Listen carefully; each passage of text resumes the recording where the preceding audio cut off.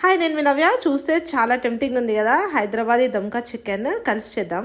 చూపిస్తున్న మసాలాని dry fry చేసుకుని మిక్సీ పట్టుకోవాలి, పేస్ట్ చేసేసుకోవాలి. దీన్ని తర్వాత వాష్ చేసి పెట్టుకున్న చికెన్లో కారం, ధనియాల పొడి, సాల్ట్, పసుపు, చికెన్ మసాలా, కొత్తిమీర, పుదీనా, కొంచెం fried onions, ginger garlic paste, mixie పట్టుకున్న పేస్ట్, కొంచెం పెరుగు వేసేసి కలిపి పెట్టేయాలి. దీంట్లో 2 స్పూన్స్ ఆయిల్, 3 స్పూన్స్ గీ వాడాను. ఇది ఒక 2 hours అట్లా మ్యారినేట్ చేసుకొని తర్వాత ఒక హాఫ్ నిమ్మకాయ చెక్క పిండేసి దీన్ని ఫుల్ ఆన్లో 30 minutes పెట్టాను నేను.